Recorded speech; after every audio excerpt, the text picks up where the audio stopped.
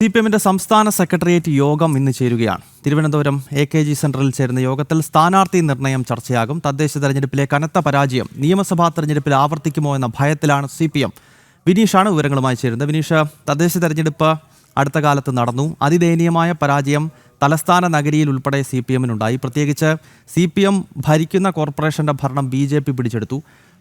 അത് തദ്ദേശ തെരഞ്ഞെടുപ്പിലെ മാത്രം സാഹചര്യമല്ല. കഴിഞ്ഞ 2024 ലോക്സഭാ തെരഞ്ഞെടുപ്പിലാകട്ടെ CPMന്റെ ഉരുക്ക് കോട്ട എന്ന് അവർ തന്നെ വിശേഷിപ്പിക്കുന്ന ആലപ്പുഴയിൽ ഉൾപ്പെടെ BJP നടത്തിയ മുന്നേറ്റം, ആറ്റിങ്ങലിൽ ഉൾപ്പെടെ BJP നടത്തിയ മുന്നേറ്റം. അപ്പോൾ ഇതൊക്കെ CPMനെ ഇരുത്തി ചിന്തിപ്പിക്കുന്നു. അപ്പോൾ ഇത്തരം വിഷയങ്ങളൊക്കെ ചർച്ച ചെയ്യുന്നതാണോ ഇന്നത്തെ ഈ സ്ഥാനാർത്ഥി നിർണയത്തിന് വേണ്ടി ചേരുന്ന ഈ സെക്രട്ടേറിയറ്റ് യോഗം?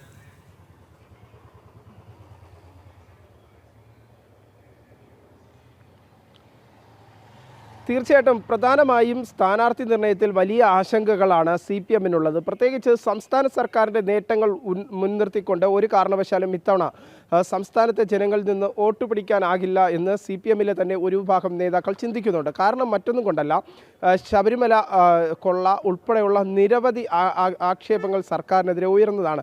അതിലെ വസ്തുതകളും ജനങ്ങൾക്ക് ഇടയിൽ വലിയ ചർച്ചകളായി. അതിനിടയിലാണ് തദ്ദേശ സ്വയംഭരണ തെരഞ്ഞെടുപ്പ് നടന്നത്. ആ തദ്ദേശ സ്വയംഭരണ തെരഞ്ഞെടുപ്പിൽ CPMനാകട്ടെ കനത്ത തിരിച്ചടി നേരിടേണ്ടി വന്ന ഒരു സാഹചര്യമുണ്ട്.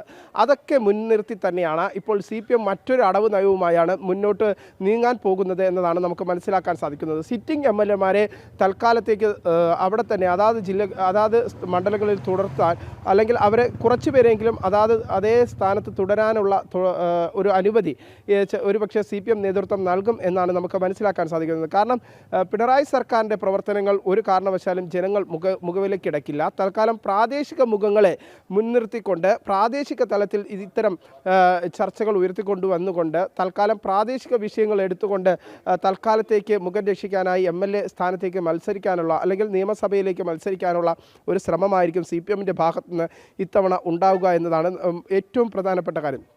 സർക്കാരിൻ്റെ പ്രവർത്തനങ്ങൾ അത്തരത്തിൽ വിലയിരുത്താൻ ഇതുവരെയും CPM നേതൃത്വത്തിന് സാധിച്ചിട്ടില്ല. കാരണം മുഖ്യമന്ത്രിയുടെ ധാർഷ്ട്യമടക്കമുള്ളവ ജനങ്ങൾക്കിടയിൽ വലിയ പ്രശ്നങ്ങൾ സൃഷ്ടിച്ചു, അല്ലെങ്കിൽ ജനങ്ങൾക്കിടയിൽ വലിയ അപമതിപ്പുണ്ടാക്കി എന്ന വിലയിരുത്തൽ തന്നെയാണ് CPMന്റെ ചില ഉന്നത നേതാക്കളും താഴേക്കിടയിലെ അണികളും വിശ്വസിക്കുന്നത്. സമാനമായ സാഹചര്യം ശബരിമല കൊള്ളയും അടക്കമുള്ള, പ്രത്യേകിച്ച് എക്സാലോജിക് അടക്കമുള്ള വലിയ വിവാദങ്ങൾ മുഖ്യമന്ത്രിയുടെ കുടുംബവുമായി ബന്ധപ്പെട്ട് പോലും ആരോപണങ്ങൾ ഉയർന്നിരിക്കുന്ന ഒരു കാലഘട്ടം. ആ ഒരു സാഹചര്യത്തിൽ അത്തരം വിഷയങ്ങൾ ഉയർന്ന് ജനങ്ങൾക്കിടയിൽ ചർച്ചയാകാൻ സാധ്യതയുള്ളത് കൊണ്ട് തന്നെ ഒരു പുതിയ അടവ് നയത്തിൻ്റെ ഭാഗമായി ഒരു എക്സ്റ്റൻഷൻ, ഇപ്പോൾ നിലവിൽ പാർട്ടിയുടെ ഒരു സിസ്റ്റം അനുസരിച്ച് നിലവിലെ സാഹചര്യത്തിൽ ഇത്ര പ്രാവശ്യത്തിൽ കൂടുതൽ മത്സര രംഗത്തുള്ള 3 തവണയിൽ കൂടുതൽ മത്സര രംഗത്തുള്ള മറ്റു MLAമാരെ മത്സരിപ്പിക്കേണ്ടില്ല, അല്ലെങ്കിൽ അത്തരത്തിൽ നിയമസഭാ സാമാജികരെ വീണ്ടും പാർട്ടി ചിഹ്നത്തിൽ മത്സരിപ്പിക്കേണ്ടതില്ല എന്നതാണ് പാർട്ടിയുടെ ഒരു പൊതു നയം.